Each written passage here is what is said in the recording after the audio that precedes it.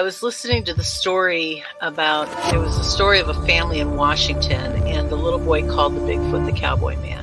And he had, apparently it had made an effort to steal this kid. And it hit me. My children were in that playpen behind me with nothing but a mosquito net over them. It could have crept up behind me and taken both of my children, and I wouldn't have known. Father just got like a Mustang or something from Wyoming, okay? He had it out in the corral because he couldn't put it in the barn in the stalls with the other horses. It would kick and made all the other horses nervous. Had a Seminole Indian working the horse trying to break it every day. So they had it out in the corral. This skunk ape snuck up behind this horse and grabbed it on its hind quarters. This particular horse kicks out, jumps over the corral, runs into the pasture, to get away. At this point, the rancher's out there just blasted away with the dirty. Skunk ape runs into the swamp. I went up there one day after that, or 2 days after that. I went up there and sat in the silence up there, and I'm telling you, man, it was free. It was crazy. There was a crazy vibe up there still. I did what I could to kind of get things under control, but I told her, I said, you need to get off this property. I feel like no matter how strong you are, it's almost like standing in the ocean. You can't stand still without moving your feet. You're going to get knocked over eventually, no matter how strong, whatever. You can't withstand a barrage of weird spiritual energy.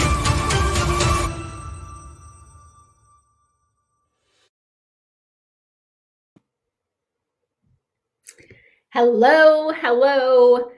I am so excited for tonight's show. So we are not going to dilly-dally, but as you see, Wayne is not here. He is living it up in Florida. His daughter turned 3 today. So that is where he is. And it sucks to be him because he ain't here, because I have one hell of a show for you guys. So I am the excitable one of me and Wayne, and you guys know this if you have watched this show for any amount of time. So we're going to get into it because I just cannot stand it anymore. But I have to pay the bills. I have to do that part of my job. So if you are new here or are visiting or are a regular and you have not hit that subscribe button, please do. It helps us out so much. We are moving in the right direction. So please help us by hitting that subscribe button. If you would like to be on with Wayne and myself, you can reach out to us, Wayne at paranormalworldproductions.com, or myself, Tiffany at paranormalworldproductions.com. And while we're on the train, head over to paranormalworldproductions.com. We have, I think, 8 shows under this umbrella, including this show, Sasquatch Odyssey, that Bigfoot podcast, the Basement Hangout, Kentucky X-Files. The list goes on and on and on. So go check that out. We do have a lot of people probably going to be in this chat. So if you want to ask a question, please, by all means, interact. We love it when you guys interact with us and ask questions. But if you would put them in all capital letters, because it is just me, it will help me to snatch them up. And what we do is highlight them, and then at the end of the show, we try to ask all the questions that we can. Yeah, so these gentlemen need no introduction. They have been on the radar they've been on my radar since 2018. I became a fan / groupie / all in 2018. So then we moved to our new house in 2019, and my husband Zach and our daughter Carrie came, and we went to go meet them. And that was like so surreal for me, because I've been watching them and I get to meet them in person, and it was amazing. Give me 1 second to make that go away.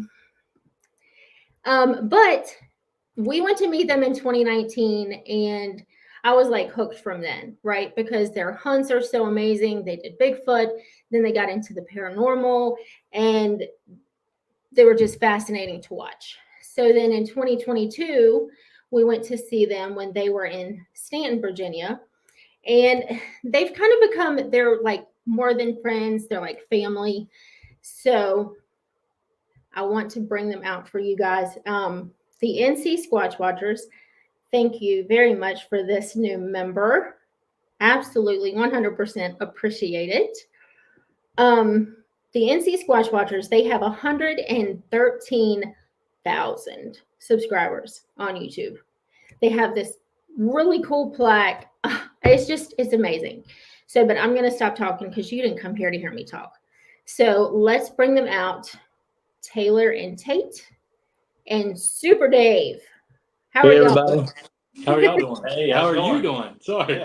Yeah. I am good. I am good. Yeah. I am so glad that y'all came. I know our schedules have been funky because we have been so busy. We are booked through July. Nice. Oh wow, that's good. Yeah, I think we're a couple days out from having to start booking through August. So, but we've been busy and y'all been busy, and I'm just elated that y'all have got to come on. Thanks for having us. Yeah. I mean, we love doing we love doing all podcasts when we can, when we get a chance. Yeah. Well, We walk the walk, but we talk the talk too. We'll talk anytime. Absolutely. Well, and I've known you guys for so long, you know. Yeah. Yeah. I mean, we're 4 years out from a decade. Yeah. That's crazy. Yeah, you were just back in the day. You were there manning the table for us while you covered for us that 1 year. Taking pictures and videos, all that good stuff. Yeah, and then we kind of got snubbed the 1 year, and we got pushed back to speaking on a Sunday. Like, wow, this is not cool. Yeah, that was. It was like that's another story. That's another story for another time. We're not going to exactly. that road. No, but I really am glad that y'all got to come on and hang out. And I promise I'm paying attention, but I'm also looking at the chat too, because I'm like a one-woman show tonight. Yeah, that's how Tate is. So if you see us looking like this, he's got his phone pulled up trying to read the chat. I'm just looking at stuff, trying to look, Yeah. So, and then, like Zach said, Zach is Mr. Tiffany, okay? Uh-huh. Okay. Yeah. If you see him in the chat, he said, yeah, Tiff was pissed over that because we left that Saturday. So we didn't get to hear you talk. Yeah. Yeah. But yeah. Is this Miss Paige?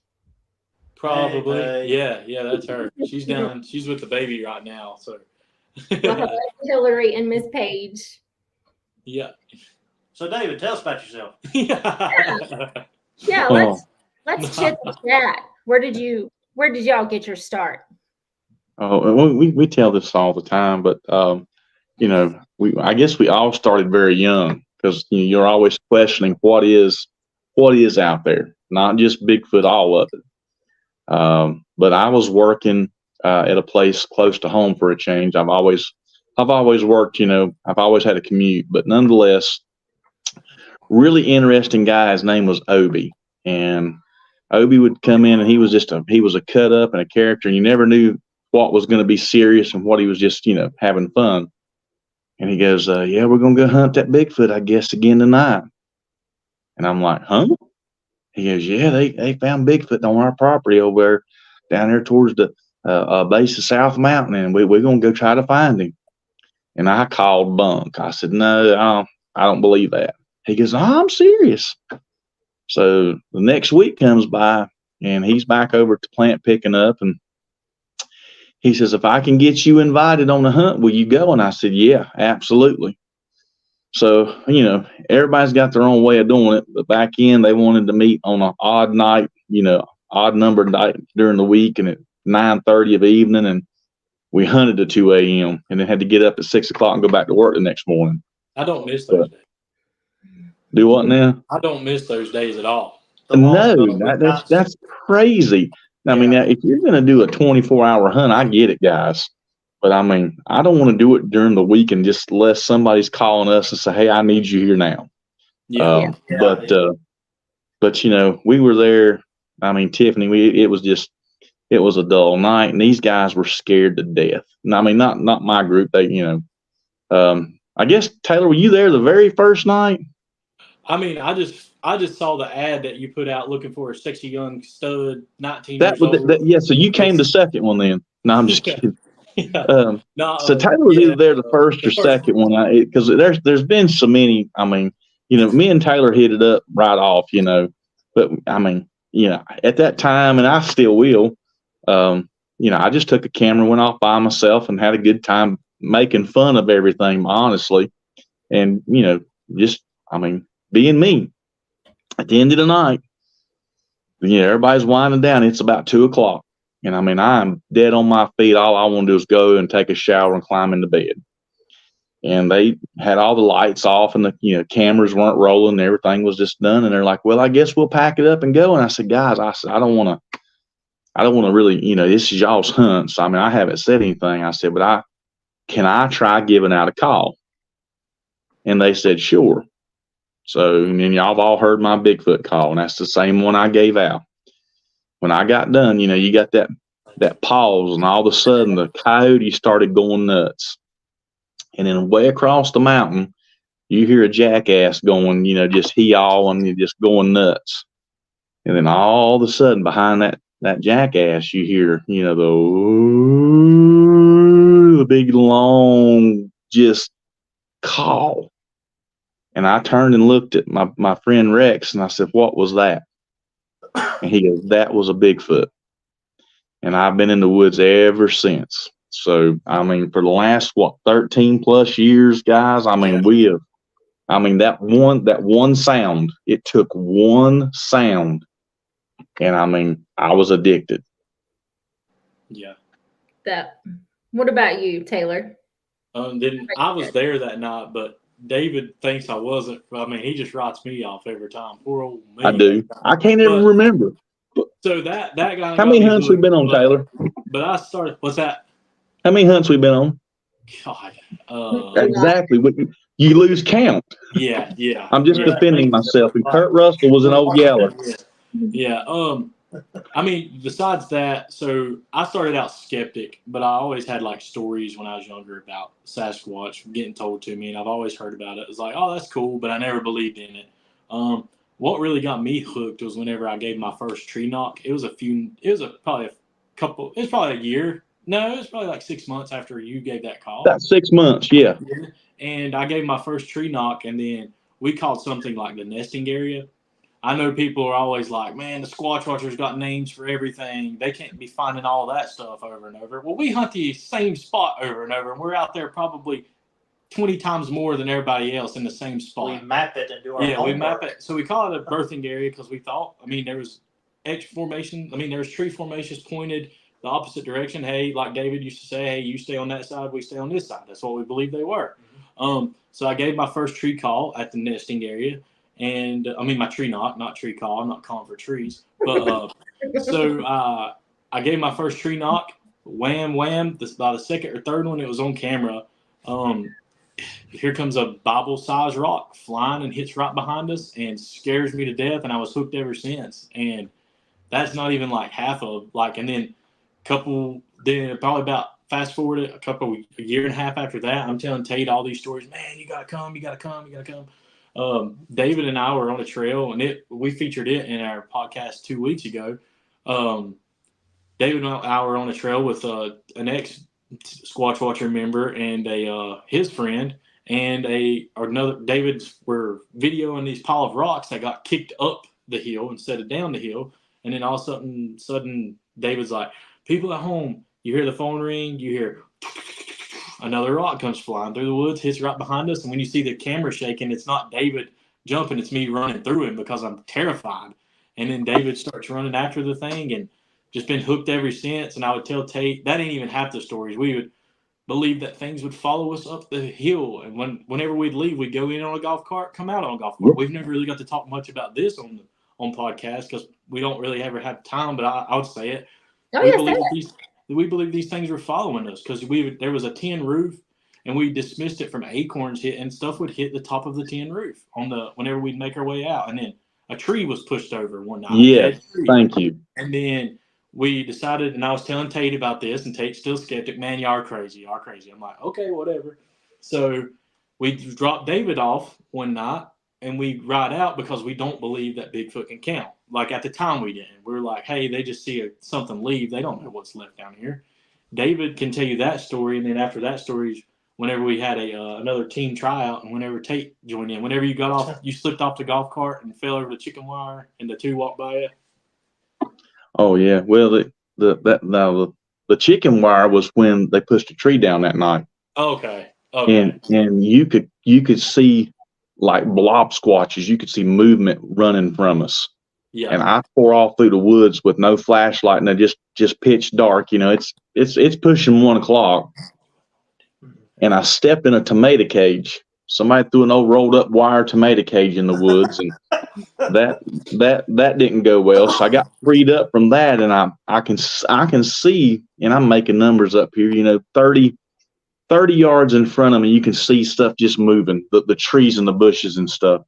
So I tear out wide open again. Well, then I found an old barbed wire fence about knee high, tripped over the barbed wire fence, found an old homestead brick wall in the woods, and about broke my leg on the brick wall. And that's when I decided to give up that particular chase, because I was hurting pretty good at that moment. He was screaming, I'm in a bear trap. I'm in a bear trap. I was like, no, David. That's just a chicken. Just a tomato cage. But we did the road going into the property where we hunt. It's almost a mile, and it is a small paved road. Okay. And the owners and our good friends, they give us a golf cart every now and again. Well, I had been hearing voices for a while, and up until this night, I felt like I was the only one hearing them, and I really thought I was going crazy. So we all agreed that I was going to slip off the cart, and they were just going to ride on up top and see if I was going to see if they followed them up. I wanted to see if I could see them. I mean, the reality of it. So I slipped off and slipped under this kind of a lean-to they had on the property, and was just hunched down on my stomach, just kind of peering, just looking through the woods. And then, they make it to the top of the parking lot where we parked our vehicles, and, you could hear them murmuring up top. And all of a sudden, in front of me, I could hear, and we're going to call it the wild man chatter. I could hear the sounds and the noises. Well, then I thought, oh gosh, I can't see anything, but I hear something to my left in front of me. I hear something else talking to whatever. So there's two of them talking, and I am sitting there, and I'm by myself. I'm a good, at least 500-600 feet from the guys, and there's a fence separating us in multiple buildings. It ain't like anybody can get to me quick. And I'm laying on my stomach. And then I have the harsh realization that not only are there two of them in front of me, but there is one directly behind me. And I'm just sitting there, and I'm your mind really takes over, and you just don't know what to do, because it'll unhinge you. And I had to muster up my courage. They don't call me Super Dave for nothing. That's right. And yeah, so I stood up really quick and just started walking. And I could hear movement behind me, but I knew I needed to get to the guys, because I literally was surrounded. And then I get to the top, and I asked Toby at the time. I said, Toby, tell me you heard that. He said, I could hear them talking. I nearly cried, because it was the first time somebody else really heard the language that I had been hearing for months. And you'd say, do you hear that? And everybody like, I think so, but I'm not quite sure. And I don't want to put something in your head. If I program something in your head, you're going to hear it. Right. That's why we don't tell people a lot of things, especially if we're taking somebody on a hunt. I'm not going to program their mind. I want them to really experience stuff for themselves. So, but it was a big night for us. We've heard them whistle. We've heard them call my name verbatim. So they definitely can talk to us. Right. Yeah. They understand that language, and they understand how to mimic on, and I'm sure you guys have heard it, but everybody goes out into the woods. they hear this metal sound or something that sounds like a car door closing in the middle of the woods. Where else is that sound going to come from? Unless it's heard and then mimicked. Right. But then that brings you into the paranormal aspect of everything. So, Tate, you never did get to tell us how you got into it. I was held hostage. I'm held against my will. I was going to say, secret word is pink. No. So for me, Taylor and I have been best friends since we were this high, and we played t-ball together, went to school together, and we started. Well, Taylor started with David and them over at the first place we started investigating right after high school. So it was probably circa 2010, 2011. Probably, yeah. And they were having some crazy activity. And mind you, I'm the closest out of us, the whole group, to the property we investigate. So this was basically my backyard, like 10, 15 minutes away. And I was always a Loch Ness fan when I was growing up. Like I love dinosaurs and stuff. So Loch Ness Monster was up my alley. I could totally buy it. Really got into that. Bigfoot, I mean, other than the Patterson Gimlin footage and all that good stuff, I didn't really think much about Bigfoot. And quite frankly, in the area we are, I didn't think it was possible for Bigfoot to even be on the side of the coast. You know, I'm always thinking, you think Bigfoot, you think like Oregon, Washington State, you know, West Coast. But, you know, they're like any other animal or being, they can travel. But so when Taylor's telling me about all these crazy adventures they're having and activity and stuff, calling camera, I'm like, oh man, you're kidding me, you're crazy. So he said, come find out. So at the time, the Squatch Watchers were like a fraternity or a secret club you had to try out for, and I got a special invitation because I knew one of the members. So I go in and meet David for the first time and all the boys, and his face is painted, his headdress, his face is painted. They bring this other guy in, and he's like Bigfoot. Like he's like a Bigfoot adventurer or some sort. Like he knows all about the stuff. I mean, he's probably watched every episode of every TV show ever made. He's basically like a book with him. He knows everything about the subject. And he got me over here. He's like, yeah, let's just see what happens. It's cool, yeah. So we got in the woods, and for some reason, I just remember the first time I ever went on a Bigfoot hunt with my brothers and the Squatch Watchers before I was a Squatch Watcher myself. The only thing I can remember from it is what I'm about to tell you in a moment, but the main thing I remember is the shape of that guy in his silhouette in the dark. He was down like this, and he was like banging like crazy on a tree and making whoops and hollers. I'm just looking at him like, what's going on? But anywho, later on that night, we were on the main trail, and you know, they're David and Taylor educated about all their experiences and show me around, and they're basically giving me a Bigfoot training course 1-on-1. And so they say, hey, we're gonna throw some rocks into the woods down valley, and we wait after we throw them and just see what happens. So, okay, cool. So I get a few rocks and get my old baseball arm warmed up and throw a few out there, and we're just standing there, and it's pitch black. We don't have any flashlights on or nothing, and we're standing there. And all of a sudden you hear,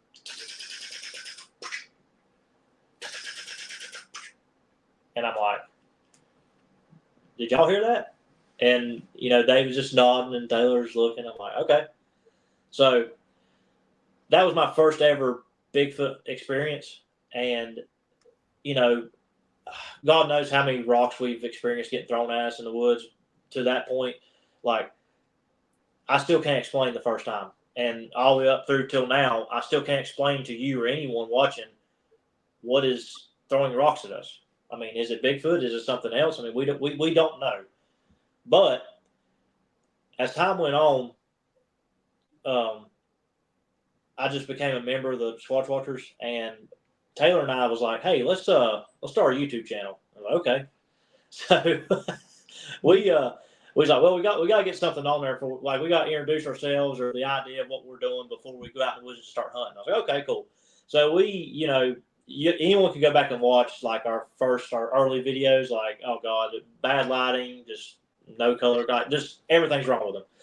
And it's just me and Taylor in the bedroom talking about Bigfoot, talking about David and Toby and whoever, and we're showing clips and stuff. Yeah, and then it's just weird because. It's we grown so much. Yeah, it's just grown so much, and we kind of just gravitated away from that. Yeah. Like, we didn't just say, hey, the bedroom stuff ain't working out, we're going to move on to the woods. Because it was growing. Yeah, well, but we just decided to start hunting, and here we are. That. So I basically came in like a year or two before we started YouTube, and, I've been a Squatch watcher ever since. Well, and it's crazy. We're just making each other all feel old, but it is crazy. To look back at those videos because it's sad. It's sad. I hate looking back. I don't either. I love looking back at them. I have more hair. I do, but it's like, man, look at and I got started up real quick, but what's crazy to me is like when we look back, I can look at you, David, or Taylor, or even myself, and I know exactly what all was going on in our lives at that time, what we've been through, what we're going through and stuff. And it's just weird. The backstories. Like it's just weird to look back at that stuff. Yep, we know all the backstories for each of us. So yeah. And it's really cool that you guys have just you guys have propelled so far over the course of these 6 years, 7 years since you've been on YouTube. Yeah. Be around 7 this year. Yeah. So, but it's because you guys are honest, right? Thank you. You're honest. Yes, of course. And you don't hear something in the woods and say, oh my God, stop, it's a Bigfoot. That's not the first thing that you say. You try to look at things logically and let the evidence tell its own story. Yes. Thank you. Yeah. And I think that's why you've propelled so much. If you look, there's not many Christian-based Bigfoots, communities out there that have reached the magnitude that you had. It's just, but it's your honesty and your integrity and everything. That's why people call you and say, hey, we have a problem. We need you at our house. Mm-hmm. Yeah.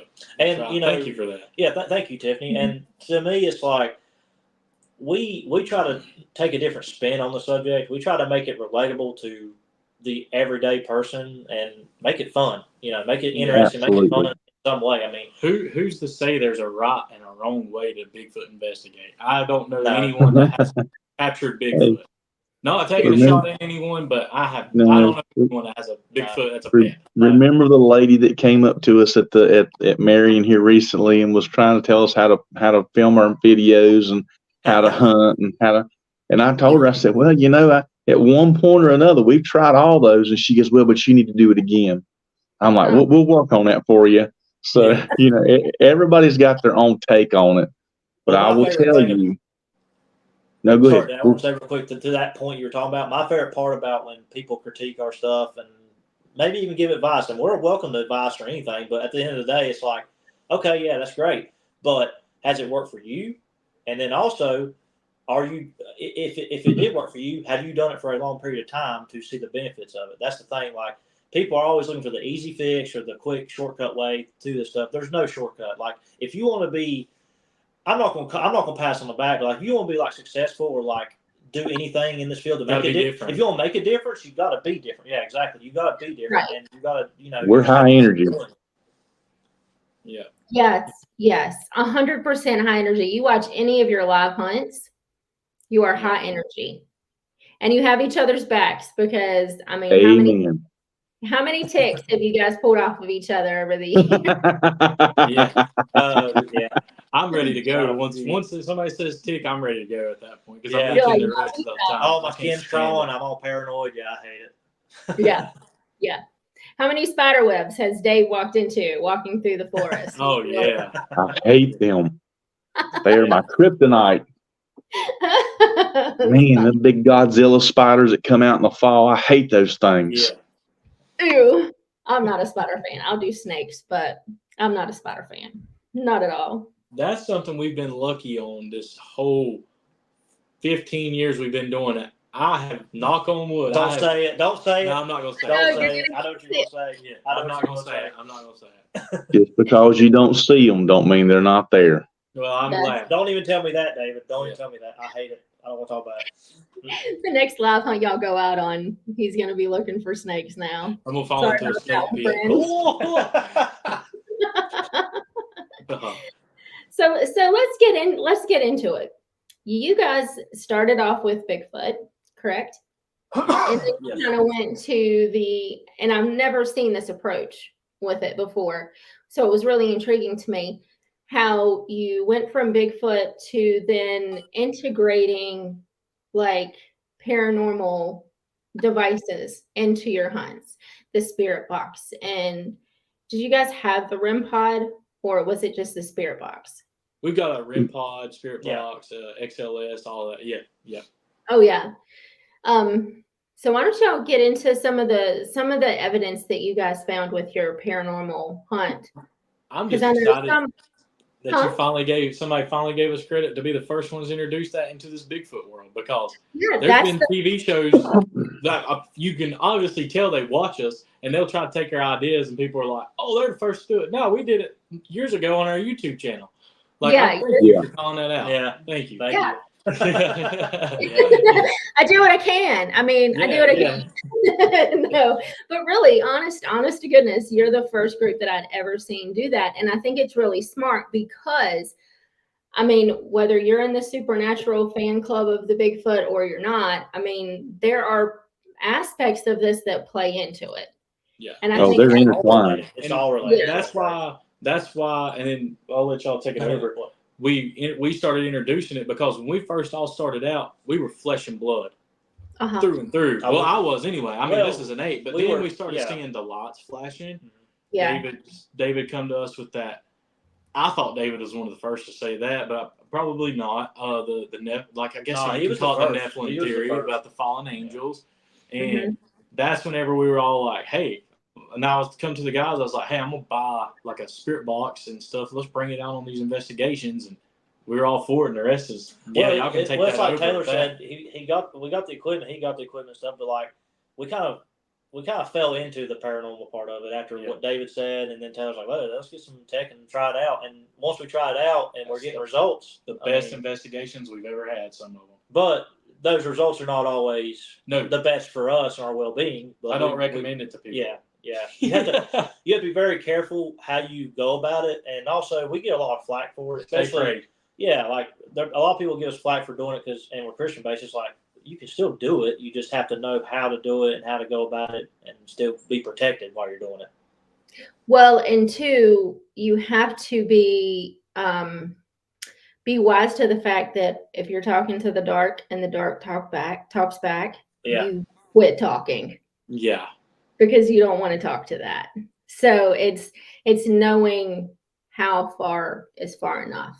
The polterpod, the polterpod that we have, God's apparently not wanting us to use it because that thing has broke 3 times, like busted, and I've had to put it back together and fix it. It busted one time in Tennessee. It was so it turned on in my back seat whenever we were going to Waffle House the first morning, and turned on a Christian channel. So I opened up the back of my car, fell out and busted on the ground. I was like, okay, I get it. But I tape it back up, and we go out in the woods, and then tape gets scratched, and it broke that night too.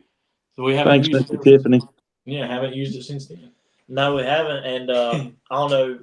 I'll leave it up to David if he wants to share it. But like on our old property site, that's where we started the paranormal investigating tied into Bigfoot. And it got so bad that like we had to basically move across the river to the other side. Yeah. And because David and like I said, if David wants to share a story, he can, but I'm not going to let out if he wants to. But like, David talked about hearing the voices in the woods calling his name that were Sasquatch related.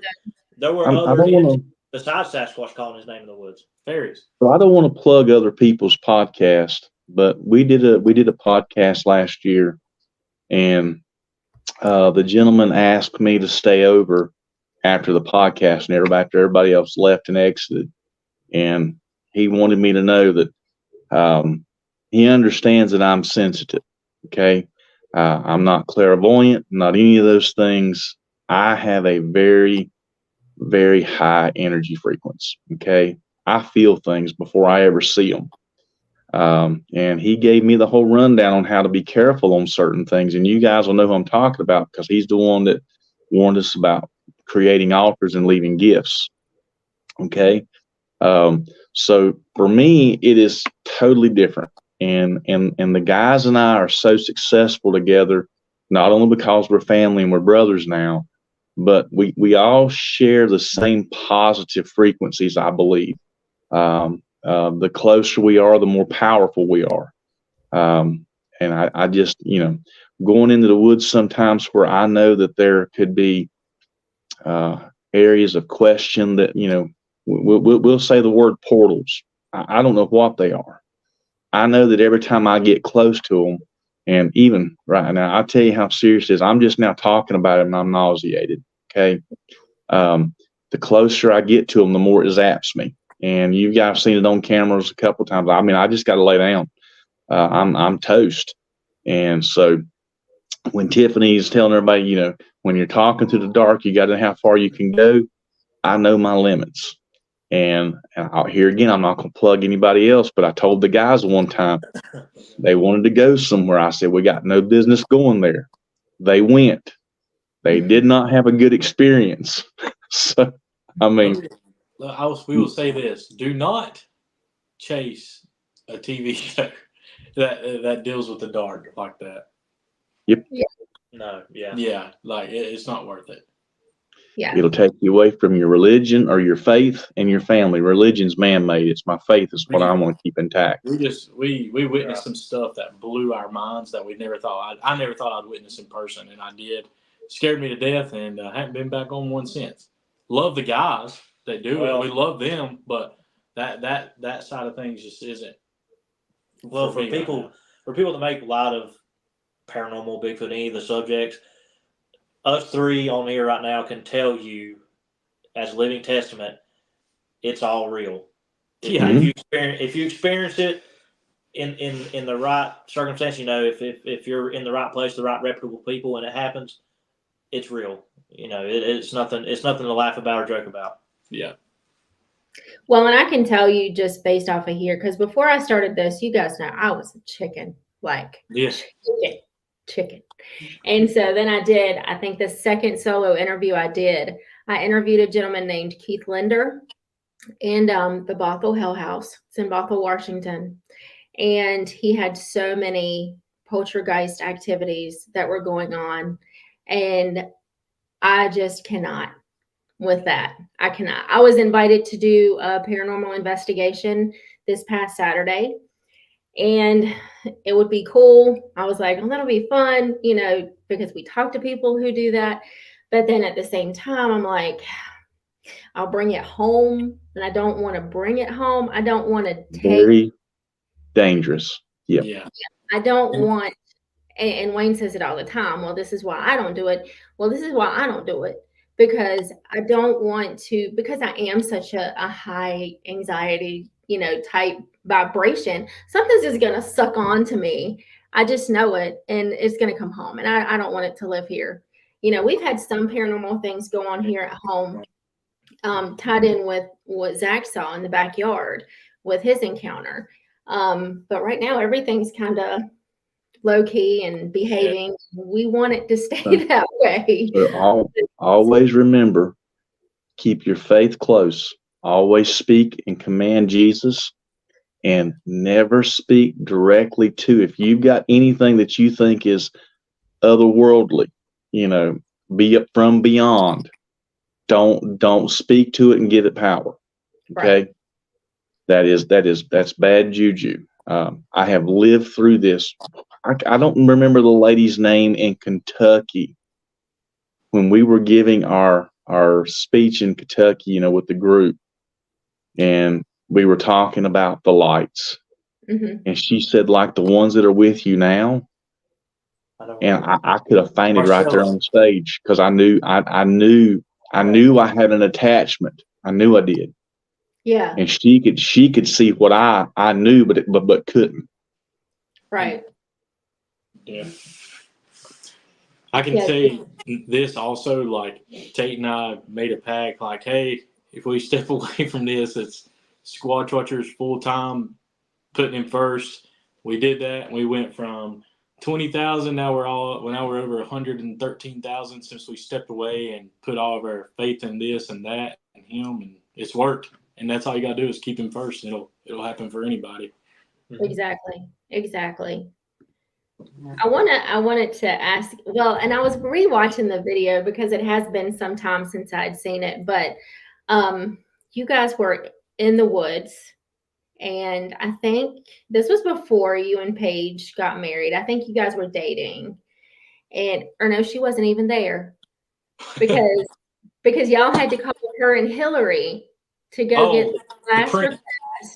Yeah, she because was around. it's Yeah, my favorite ever. you were engaged, I think. Yeah. Or no, you weren't engaged, I think. Yeah.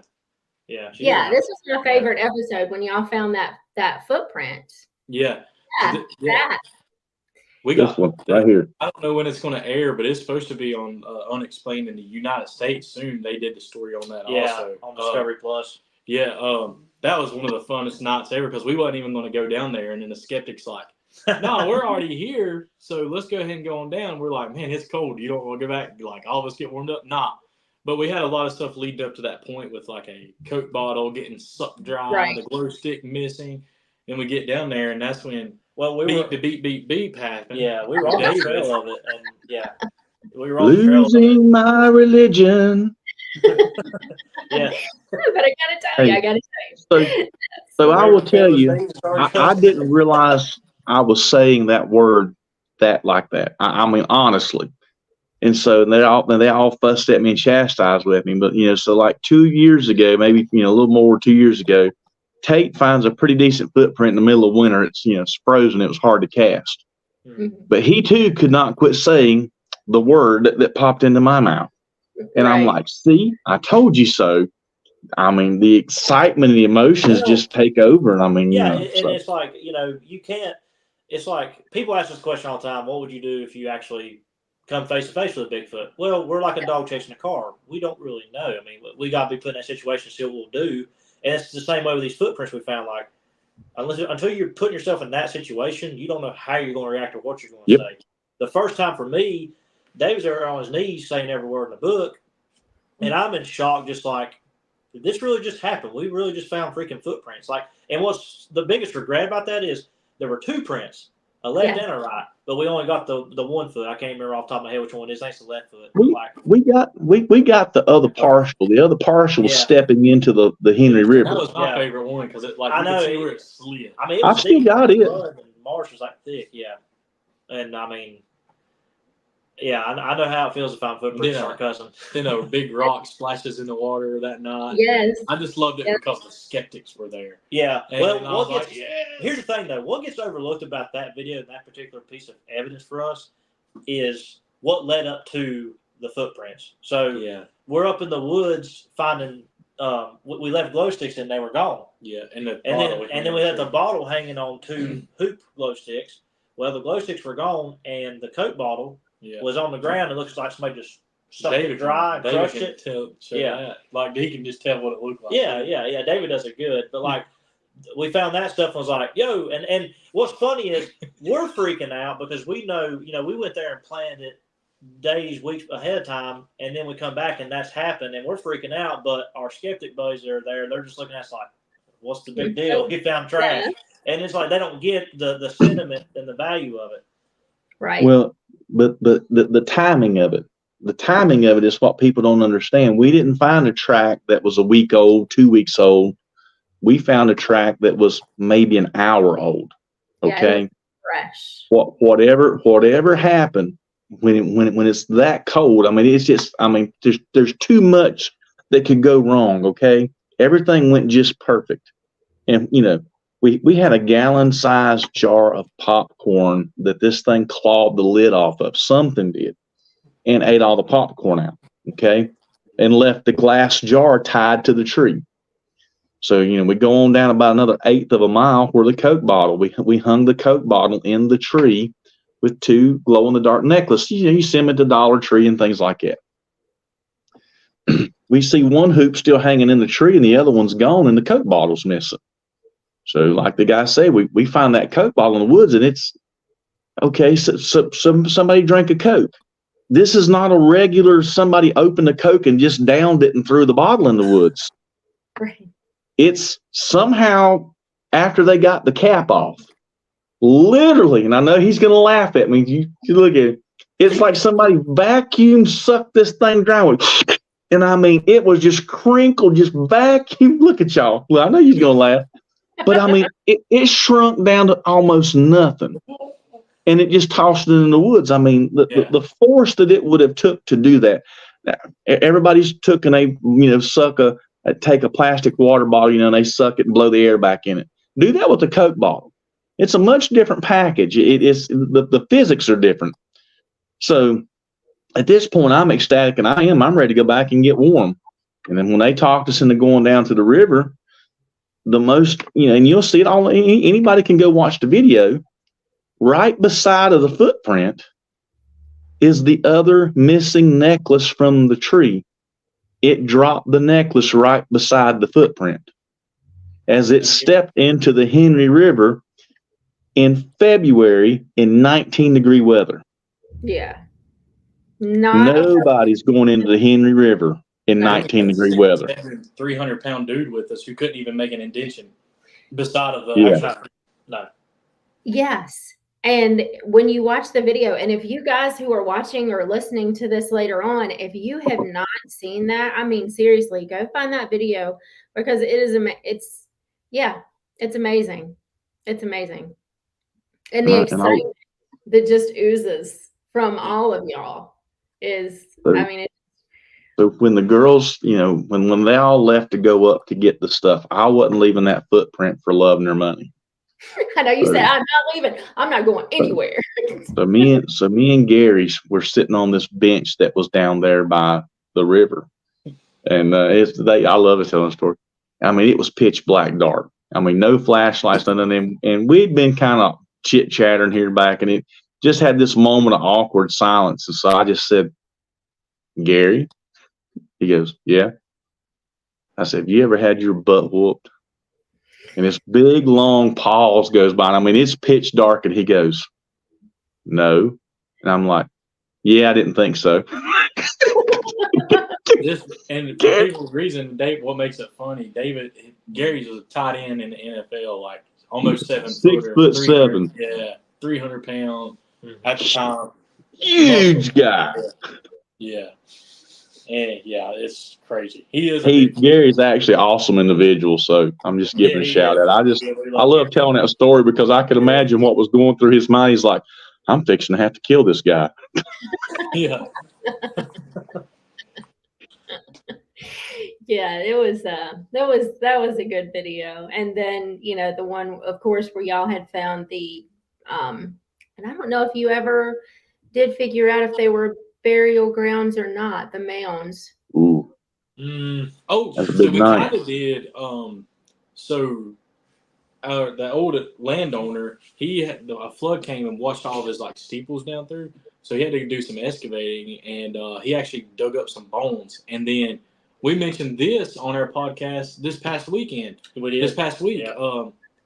That after he did that, coincidence, the skeptic guys were back. It seemed like whenever us three and those two are together, crazy or just weird stuff happens like that. Like skeptic, we hear Indian drums beating and the chanting, and the wind starts blowing like crazy. And only in the trees. And that's right after the mounds were unalive. I guess you could say unburied or whatever, resurfaced. The bones, and he put the bones back in that one mound. But he even had people bringing him authentic tribal rocks, and he was trying to replace them on the grave because he felt like things were happening on the property because that they unintentionally desecrated a grave. Now, whether it was Indian, Sasquatch, Homestead, we don't know. But I can tell you there were a lot of odd things happening on the property, more so than what we were used to. One of the last times that I was actually down there on the property, Hillary and I were getting ready to leave. I mean, we were just down there goofing, and just checking things on. Like when I say we're there all the time, we're there all the time. Right. We were coming out on this little dirt trail, little gravel rock trail. And I looked at Hillary, I'm like, they put a fence up back here. This big white wall was across the whole trail. It was so big and ominous, it looked like a wall, a fence, a gate. And I don't mean a little one. I mean, we can't see it around, up, above, nothing. Wow. And then all of a sudden it just goes, fades into thin air and is smoke. And then we can see the trail again and the exit, the way out. And Hillary and I, we're like, what are we seeing? What just happened? And then we were talking to the property owners, and they're like, oh, you seen the smoke? And I'm like, the smoke? And they're like, yeah, we're seeing a lot of smoke and fog on the property in ways that we've never seen before. And so, yeah, they definitely got activity. That's insane. So something you guys do now that you didn't do in the past is if somebody calls you with an issue of Bigfoot on their property, you guys go out to see them. And I wanted to show a picture because when I saw this picture, I was flabbergasted. When I showed Wayne this picture, he said a lot of explicit words. So I know he was really excited to want to be here to talk to you guys, but again, he's in Florida. So, but let's pull that picture up here because I want to get everybody's opinion because it's amazing. So tell us about that picture, David. So a gentleman by the name of Johnny contacted, I guess, Taylor, and then finally, Taylor, passed it off to me because I like to talk to everybody. And yeah, so Johnny loves to talk. There's no such thing as a short conversation. It's when he starts, it's a week and a half later. Hey, I got to get to work. But this picture was taken on his trail cam on his property, and you can see all the dates and the timestamps on all those good things.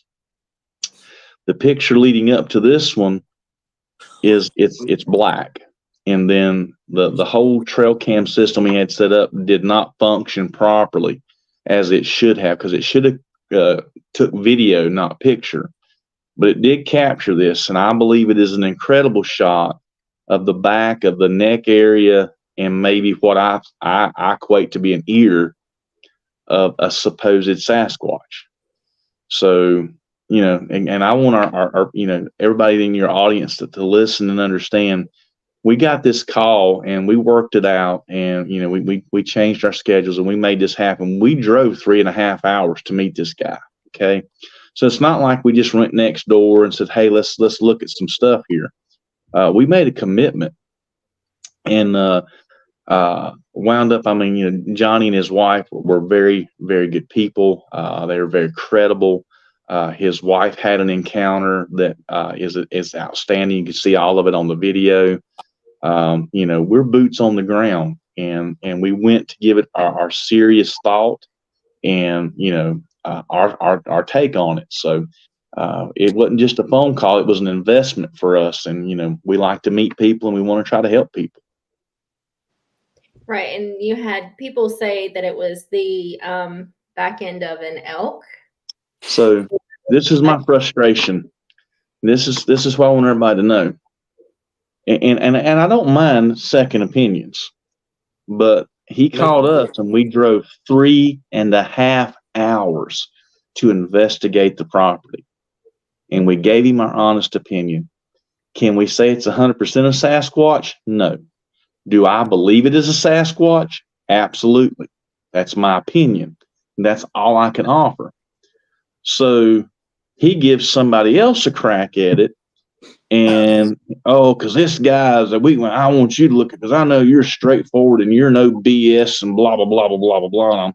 And then here's this guy who's looking at it from his living room, who doesn't get off his couch to go investigate Jack Diddley's squat, and comes up with the astonishing conclusion that somehow or another in the state of North Carolina, that this guy caught the butt of an elk. Okay. I did research on this and I showed you guys before, when we were backstage chatting. This is, and for those listening on the podcast, I will send these pictures to Wayne and he can put them up. However, if you were to look at my browsing history right now, you would probably think I would be psychotic because I literally Googled the butt of animals. Okay. So, but I'm not a weirdo, I promise. This is the back end of an elk. That looks nothing like the picture that previously was shown. How many elks were in the state of North Carolina? People Right. weren't there. People weren't even there, boots on the ground. That camera was 5 foot off the ground, like Right. at least. And it's just like, come on now, get real, people. Just like Right. I said, one was a porcupine.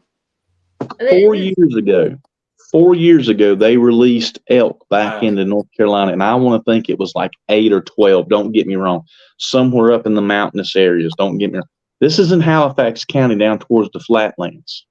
There is no way in 4 years' time we have enough elk population to be down in Halifax that are wearing elk stilettos to be able to put their butt up and to take a 4.5, 5 foot shot off the ground of an elk's butt. Exactly. It bothers me that the guy dismissed it as an elk's butt. If he would have just said, "You know what, guys, I'm stumped. I don't have an explanation," I could have lived with that. But an elk's butt, give me a break. Come on. Well, I mean, and clearly, I mean, that looks nothing like that. And like, this is the back end of a male deer. And this is the back end of a bear. So with all of these dismissed, I mean, it only leaves this, which clearly looks like an ear, the back of a head, and on down into the deltoids. Well, if you look, even the ear, it's not even in position to be a tail. Just look above the ear, like right above it. I mean, it's not in the right spot anyways to be a tail or a hindquarters of an animal. Right. It's crazy. People are crazy, but it's the armchair researchers who want to. But unfortunately, you can't control what people say or think. You just got to control what you can control and move on. Tolerate opinions. Are you trying to say I haven't moved on tape? Let it go, David. I don't know what's worse, David. That one being an elk, or the one from Kaiser being a porcupine, even though there's no porcupine. Oh my God! Yeah. And like the size comparison itself, a porcupine would have looked like that big on there, not like. People make me sick with it. Oh gosh. Well, and I mean, if you look at the stalks of corn and you kind of compare as much as you can with the height, that porcupine would have to have some really long freaking legs to be able to get that shot. Well, here's my logic behind the skeptic community. I mean, it's okay to be skeptic about stuff like this, but at the same time, I think the skeptics fear the reality of this stuff more than anything. Like, what if it is real? Because one of the hardest things you can say or do as a human is say, I was wrong. I mean, no one likes to be wrong. So like, that's probably where the skeptic community, like they kind of act or say stuff about fear because they want to reject it because they've already dismissed it. And then when something comes along that's, pretty arguable in the other direction, they're like, well, I don't want to be wrong. So I'm just going to say whatever. Right. So, one thing that I saw today that I came across was your most recent podcast, and you hit on a topic that's very dear to me. It is one of my favorite outside of Bigfoot because, and I'll take a picture and I'll send it to you guys. I have a tree out here at the top of our yard, right behind our mailbox, and that is my fairy tree. It has vines coming down. It's very whimsical. I will mow the grass on that side. And I noticed a couple summers ago, one patch of greenery next to the base of that tree. There's one leaf, and it'll just sit there and do this. Oh, like it's just one leaf. Not just a tree. And then when we go sit out on the back deck, like you have our house and then there's the creek, and then it just goes straight up. So in a mass of trees that is, I can see straight across and look at, there is one branch, and it just waves, but it's just one section of this one tree across the street. So where do you, it's wild. It's wild. Where do you think all that fits in?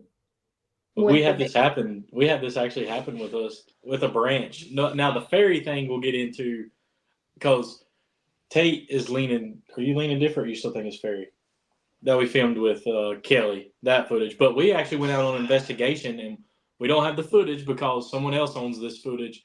The other group owns this footage. They used our camera, but I don't know why we haven't got the footage. But we were actually out in the woods one night, and there was a tree we'd ask questions to, and it'd do. It would start squeaking. Remember that, David? On command. Oh, yeah. And so we've heard of that before, but David, they've heard our take on the fairy footage. Tate, my take was on the video. Oh yeah, what do you think of that footage of the footage that Kelly got? See, for me, I'm always going to be, I want to tear it apart. I want to do everything I can to dismiss our own evidence. Okay, and if I could go back in time and do that over, I wished we would have been in control of our own hunt, which is what we should have done according to Ron Moorhead. And if we could have had that SLS out and going at the time of that footage, can you imagine what we could have captured? Oh yeah. And so I don't have a firm theory yet, and I'm still, and I work, between the guys, and we're all trying to make the YouTube videos and keep this feeding the channel. We all work full time. Tate has a part-time job. I mean, he coaches on the side, and he does all. I mean, we're all so busy. I mean, daylight till dark. So when I come in and take a shower, the last thing I do is start researching. I typically go to bed, but I told Hillary, I said, this weekend we're going to put this on the big screen, and we're going to start playing with it on my 75-inch TV, and we're just going to see what we can do. And, we're going to investigate our own evidence a little bit further. I can guarantee you it's not a flying mouse. Don't. See, I mean, I wouldn't have said it was a mouse, but the theory, when someone said it could have been a mouse, in my mind, the physicality of it, I can make that work. Mm-hmm. But when I watched the video and going, it's going to be really difficult for a mouse to be doing loops. So, right. I mean, so it's a tough one. It's some of the most strange evidence we've ever caught, and we've got UFOs on video. Yes. So, yes. 100%. Yes, the black triangle. The same night that Hillary got that picture of the eye shine. Yep. Absolutely. There was a triangle shape. And people say we get too much evidence for one spot. No, it happens. We got proof of it. It's just like we can't help it. It happens to us. Well, the most encouraging thing about that for us is, we'll get them people that'll say, "Oh, y'all get activity every time you go out." No, for one, you don't know how many times we go out a week or a month or a year. That's why we do not. That's why I haven't been in a Bigfoot investigation. We haven't got any evidence. Yeah, it's a hunt. That's why we call it a hunt. You don't guarantee a kill on a hunt. So, like, we're out there countless times a week and months and all that stuff, and just because we're out there doesn't mean we're getting evidence. Everything you see is basically the highlights of what we're getting. Right. Yeah. But people will say, well, if you have too much evidence, it's false, or y'all are full of it. But I mean, that's just their opinion. It doesn't make it gospel. Well, you're danged if you do, danged if you don't. Right. Yeah. Right. Jealousy is a terrible thing. It's an evil thing. It is a very evil thing. Well, it's like, I mean, it takes a lot of patience, energy, time, and hard work to do what we do. I mean, people just see the videos. They don't see what goes into the behind the scenes and the sausage making, if you will. Time away from my little girl. Yeah, time exactly. Amen. Yeah. Amen. Well, because every second you guys spend in the woods is a second that you're not at home. Yeah. It is a sacrifice. And it's like, Yeah. we're not getting a bunch of money off of it. That's what I love about it. Oh, man, they're doing it for the money. There's no money. Yeah. Hey, listen, If it is, it's I going want right everyone to back hear me. If there was money in it, I wouldn't be mowing yards on the side from daylight till dark. Okay? I mean, I mow yards to finance my Bigfoot habit. Yeah. That's right. That's right. So And let we me give Thank a you, lot Joe of stuff Pat. away for free at cons. Like, we don't like charging. We give a lot of stuff away for free. Mhm. We had to charge for pictures this year just because I waited till the end of it, and we had $5 in all of our pictures, and we just wanted to break even on that. But People were so kind at that, you know, and because we were up front, we're like, hey, we're just asking a $5 donation to cover the cost of the photos, you know, because I mean, we laid 20 photos on the table. It was $80. Mhm. You know, it wasn't like, you know, we went out here and bought some little 5x7s and, you know, for 16 cents a piece. We went and had some nice photos made. And people were so caring. We even had some people that would say, "I know, keep all that. That's a donation. We love what you guys do." You know, and that money literally goes right back into buying more pictures. yeah, You know, I mean, we do it because we just love it. We love it. Like, we love the call us fan fake, interaction. call us real. We got people that love us. We got people that hate us, but the people that hate us is what keeps us going. So like, and the people that love us is really what keeps us going, especially the ones that aren't able to get out in the woods. Hey, we say this all the time. We ain't for everyone, but everyone's watching. Yeah, yeah, Yeah. Still, yeah. Thieves. Well, and I concur. I read you, Mr. Tiffany. Yeah. Yep, Hey, Paige, if you're watching, can you start working 2 full-time jobs? Yeah, Hillary, pay attention. Yeah. But I can absolutely, you know, I concur with you guys as far as fan interaction. Yeah. Mm. And I have my very first con as, you know, what I do now, and it's coming up in 58 days. We're going to the Smoky Mountain Bigfoot Con. We did that. Y'all did that one year. We did. That's when we met Bobo, David. We did. Mm-hmm. We were so half-hearted. We didn't hardly have, we didn't have anything to set up to look professional. We just came to just say, hey, we're there. And we were meeting all kinds of people. We were just, I mean, the welcome was awesome. But I mean, now I've had a very intimate encounter with all of the Finding Bigfoot cast. And I'm not going to say anything bad, but I'm going to say the only one I found to be genuine and down to earth was Bobo. Mm-hmm. And so he quickly became my favorite. Right. And when Bobo steps out from his own booth and he looks down and he goes, hey, I know you guys. You're the Squatch Watch. Hey, man, come here. Can I get a picture with y'all? Oh, wow. That made my whole day. Me and Tate were looking at each other like, he wants our picture. You know who we are. So, I mean, it was incredible. So we really enjoyed that. Oh yeah. Well, see, and I don't have any, you know, because I have the Unfamiliars I wrote that Hanger One Publishing picked up. I wrote the episodes for this podcast. And then Dogman in the Woods, I wrote that book for Sasquatch Odyssey. And so I don't have any extra books with me. So I'm just telling people, if you get them and you're coming, I'll sign them. I haven't ever been as like a presenter, like standing there in y'all's shoes when I came to meet y'all the first time. I've never been on that side. But talking to people in our chat, and we have our own private Discord for members. And I mean, it's just phenomenal. Yeah, it is. Oh, yeah. You'll enjoy it. You're going to love you'll it. have a good Your time. first one, you're going to love it. God, you'll love it. Yeah. It's so fun. I'll be jacked. I'll be like, yeah, Just don't let people take advantage of you, because they will in a heartbeat. Listen, we've been invited to a lot of things, and we've made a lot of people money. We've never seen a dime one yet. Okay. Mm-hmm. And don't get me wrong, it is not about the money, but we are focused on our group, putting the truth out there and making sure our platform is a launching point for our testimony. Right. And so if we concentrate on that first, the rest will fall into place. But Exactly. we've got a lot of folks who want to, even after they invite us to MC their events and run their events and be their guest speakers and, help them and do all their wonderful things, and they want to poke at us behind the scenes, and, and I don't do drama. Okay. I just don't. But that's why we if all you're going to offer me after 2 days is a crusty donut that nobody else would take, I'm pretty much done at that point. So right, understood.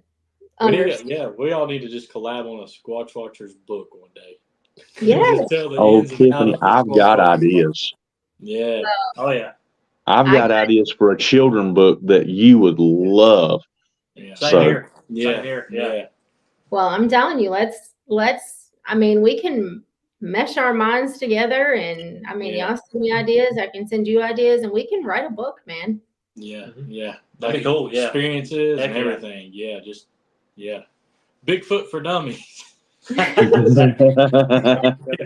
that's Watching 101. Yeah. Yes. Oh. So let me tie this together, because we're over an hour and I want to be respectful of y'all's time. We had talked about it on that Bigfoot podcast before. Well, actually this past one. What would you guys do, or who would you call if you were to accidentally, on purpose, maybe take out a Bigfoot with your car and it died?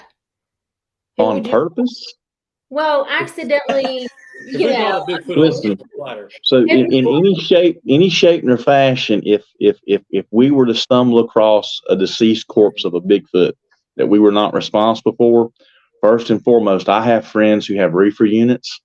We would come have them picked up very quickly. I would be on the phone with Duke University, Les Stroud, and I'd want to get all the top names that I could that I respect, and say, hey, look, come, you're not going to believe this. So I think that's what his name was.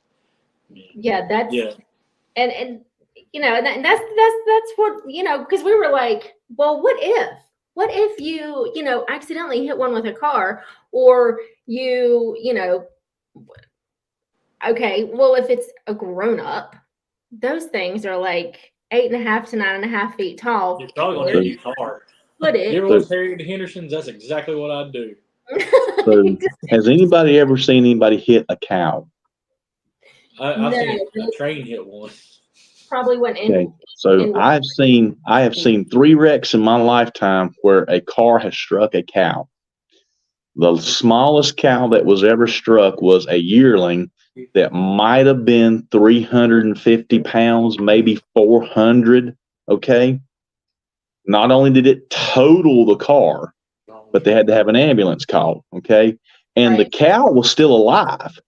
So these animals are tougher than you think. My 2018 Dodge Challenger was totaled by a 110-pound doe. And the doe still run off and lived. So, I mean, if I were to hit a 7.5, 9 foot tall creature that weighed 400 plus or upwards pounds and was probably pure muscle, I'd make sure it was dead before I got out of the car. It's going to be pissed. And I'm going to film everything, like me and Tate were just talking here. We're going to film everything. We're going to go ahead and upload it to YouTube for a timestamp to like release at a certain date. Just in case they do get rid of us, it will get out there. Just in case they do, I'm going to get drone shots of it. I'm going to get up close. And that way, if they do off me and Tate, and then David somehow survives it too, or he gets off, they off all 3 of us, hey, the video will get out there to y'all. Run, David, run. Before we turn anything in, I'm going to make a video with Tate. We're going to sit down. We're going to put it for a premiere in like a year. That way they're going to be like, wait, these guys are dead, but here's a video pop up for y'all. Like, that's the smartest way to do it. Like, and it's funny. And it's funny, everybody doesn't think these things can happen, but we had people calling in to WHKY back when we were doing the television show, trying to get our shows canceled because we were showing too much evidence of the existence of Sasquatch. And then shortly after that, Taylor will tell you, we started getting the black government SUVs just pulling up and looking at us, and Here come We're not going to say it blacked wasn't out. You black, couldn't but it see was really nothing. weird. Yeah, if they would just pull up and they'd pull off. We're So just they like, would pull up in the areas y'all were investigating? Yep. Right off of the road into a small parking lot, and literally we couldn't see them, but they could see us clearly. it's like almost like it was threats. And then here's what's funny: we don't know this for sure, but there's a we think so. we pretty much, hey, it's getting too hot and heavy down here, and that's all we were told. And now we're across the river on another piece of the property right adjacent with it. Did they get to this guy? We don't know. But we're now, not saying it because we're not those people out there. It's like, hey, men in black are after us, but it's just. But see, that's been like 2 years ago now. Now things have kind of died off. He's kind of like reached out to us about coming back. So who knows? Yeah. Yeah. But that was just over the span of like 7 years. It didn't all just happen. It was like it was a timeline. It was like once a year, twice a year, and then this happened, and then now we're at our new thing, pretty much. Yep. Pretty weird. It was wild. That's insane. Well, let's get through some of these questions because we have 12 of them. Okay. Let's see. This is more of a comment. When can I come to NC, boys? I'm ready to do some squatching.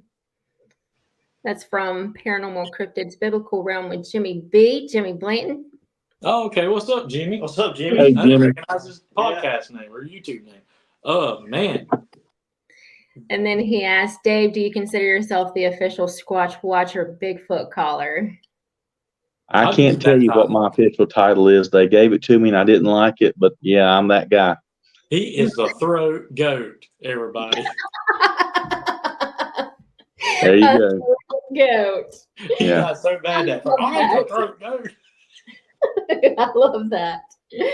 Let's see. Troy is one of our dear members. Have you ever seen a dog? Yes. Oh, yeah. Double yes. It helps. It helps. I'll say a little of both, but the dog senses, they can sense things that we can't.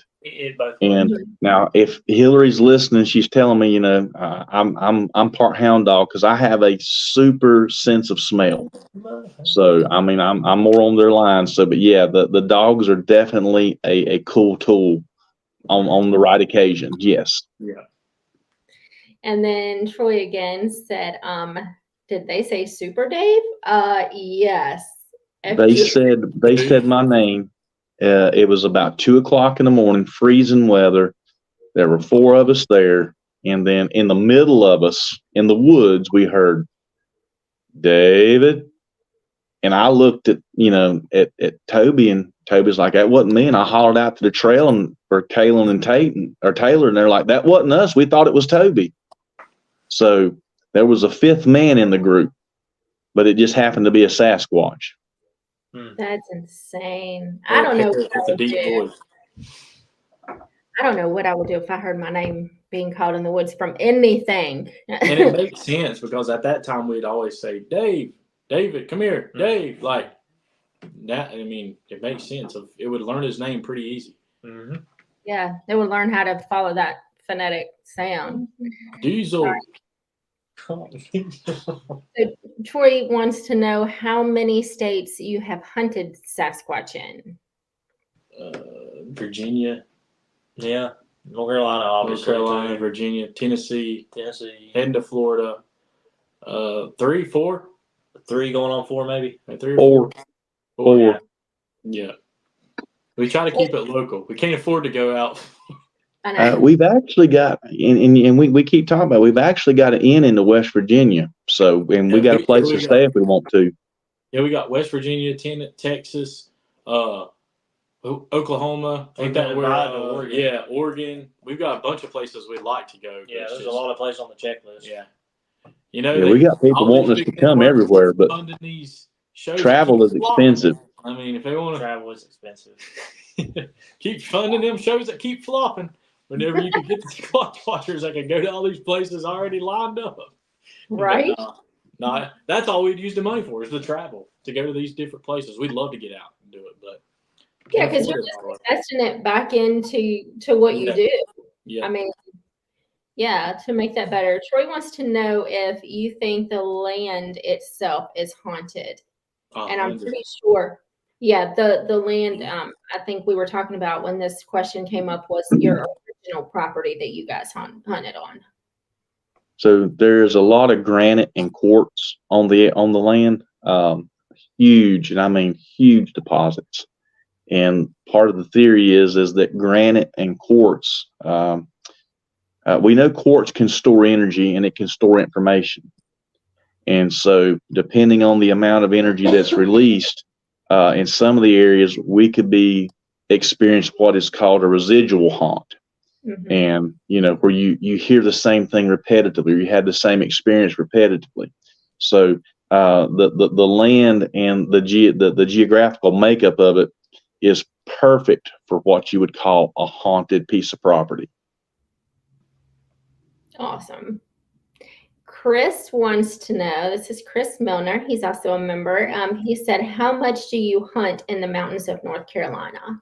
All the time. 100%. Yeah. Yeah, y'all are What there day all are we not hunting on? That's our home territory. And I mean, that's why we say greater Western North Carolina. So nobody knows exactly where we're at, but yeah, all the time, my friend. We start flat and then work our way into the mountains every time. Yeah. So Troy again wants to know, have you had any of the items they touched tested for DNA? Too expensive. Nobody wants to pay for it. And then is it going to disappear, or they're going to say it was They give you tarnished? generic That's what I'm responses saying. back, so Every what's the point? time somebody sends something else, it's always a generic. Yes. It's like, yeah. Yes. Yeah. We've had people comment saying, y'all need to quit touching that. Why? It's like $5,000 for Yeah. This ain't CSI. Yeah. Okay. So Troy wants to know, Yeah. Troy wants to know, how do you explain some people having multiple encounters while others never do? They're at different locations probably every time, and some people aren't going like your theory. But like it's like you said, right place, right time, and energies like David spoke about earlier. Like it's just your different wavelengths, what you attract and what you don't attract. We got our big guy Gary, our buddy. Like he'll go in the woods or go in a haunted house, nothing happens. Yeah, his energy and he just has flat. He has like a flat, calming, some type of different energy about him where nothing sticks to him, and it shows. He never gets any activity on his own.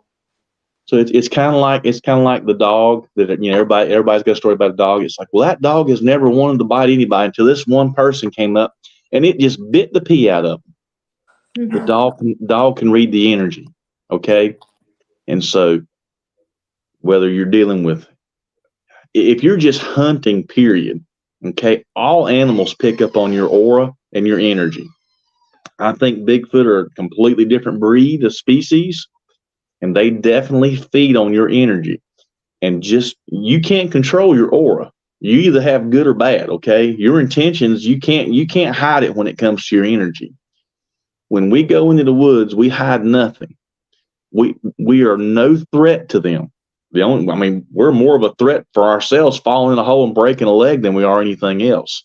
They know who we are because they can read us right as we step out of our vehicles.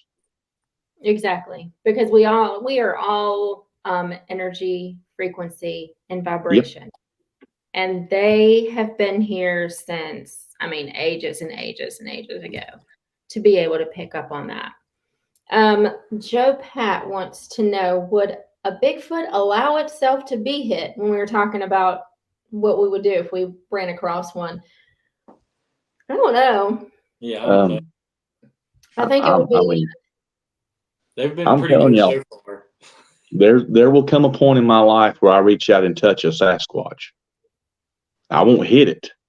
I honestly, I don't want to hit anything.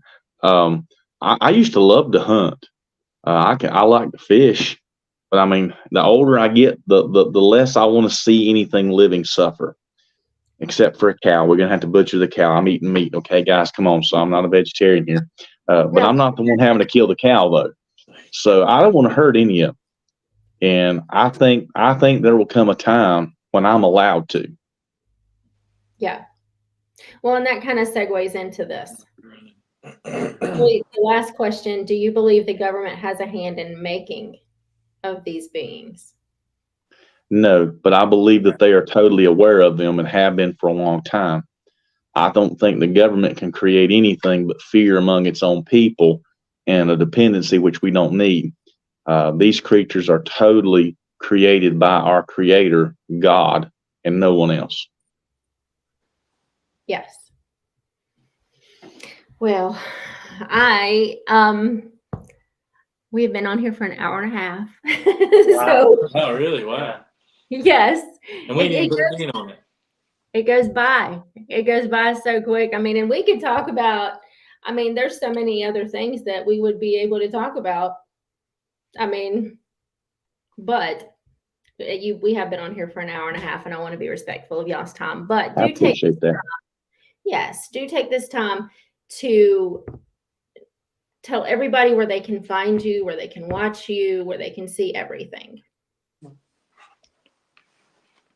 YouTube. Squatch Watchers on YouTube. Yeah. Instagram. Yeah, so like Taylor said, Squatch Watchers on YouTube. Instagram is NC Squatch Watch. That's no spaces, no caps. It's all lowercase. Squatch Watchers on Facebook. I believe it's NC.Squatch Watchers on TikTok. Yeah. And Threads is same as Instagram is NC Squatch Watchers or Squatch Watch. We're not really on our Facebook much, but we answer messages on there. Just Facebook. The Facebook crowd is just not as good as our other stuff. So it's like we'll share videos, but it's like, you know. Yeah. Facebook is how they reach us on Messenger a lot of times to do the home invites. So that's how they can reach us there. Like we do that mainly for messages because for some reason they want to keep it secret. Mm-hmm. Yeah. Right. Thank you so much for subscribing. Yes. Thank you. Appreciate it. Yeah. Yes. Yeah. Oh, Paige, thanks. I love your face. Do y'all have anywhere you're gonna be? Maybe that's close to me. That I like can, a con? Yeah, anywhere. Not currently on the agenda. No, not currently. Like I said, sometimes it's like people. I don't know. Here's the thing, and I know Taylor and Tate will they can attest to this. We don't go on vacations anymore. We go and we travel to meet the fans. Yeah. And Hillary's brought it up. She's like, at some point we need to take a moment for the guys, for us. We need to go have our own adventure. And so I mean, our little small family needs to get together and go have an adventure of our own. And then, post pictures and let everybody know. But we travel a lot for the fans. And don't get me wrong, I'm not griping. We love it. That's what we're here for. But I'm hoping our next adventure takes us somewhere we can all go and just hang out and have a good time and just spend a little friends and family fellowship time together. Yeah, because family in the end, I mean, family is where it's at. Yeah. Family is where it's at. Because Bigfoot can take you away so easily because we're naturally curious people. So when we find something like this and we're like, oh, so then we just keep looking and looking and looking, and you gotta make that time. And I appreciate you guys for making that time for us tonight. Anytime. Absolutely. Thank you for having us. Anytime. You've helped us out a lot over the years. Yeah. Yeah. Really appreciate it. Yeah, you're very welcome. Kate says she doesn't like y'all, so she's gonna come to my house. Yeah. Yeah. Well, you guys have a great rest of your evening. Hillary, thank you for loaning us David. Paige, thank you for loaning us Taylor, and Riley. She's waving at you from across the room. Well, you guys stay sweet, and we will hit you back up about possibly coming on, because I would love to have David explain his theory and get y'all's take on it with the different realms. I know my husband is fascinated with that. and we just didn't get to it. So when our schedule lines up again with y'all's schedule, we can try and get you back on with us. Okay. Will do. Yeah, sounds good. Yeah. Sounds good. Just let us know. Yep. Alrighty. Well, thank you guys again. Thank Thank you. you. Thank you. Thank Thanks, you. everybody. Yeah. Good Have a night. good night. See Night, night. Bye. Bye. Bye. Amazing. I knew it would be because they're amazing. It's always going to be a great time with the NC Squatch Watchers. And I do appreciate you guys coming out and being so interactive in the chat. And I'm sorry that I wasn't as interactive as I normally am. But I'm trying to pay attention. And I just wanted to say thank you again to the NC Squatch Watchers for making time for us. And I did forget, and I am so appreciative of the people we have in our chat because I was so excited at the beginning. If you would like to join our membership, it is only $1.99 a month. I don't have the numbers in front of me for where we are in the giveaway, but it's $1.99 a month. You will be put in the drawing for for the Unfamiliars, for one of Naoma's books, the Yeti lunchbox, and your pick of your Paranormal Odyssey merch. So this will be the conclusion of this show. Thank you so much for coming. And we do have another show lined up on Saturday, our after hours show at 10 o'clock p.m. Eastern. So you can come back and check us out then.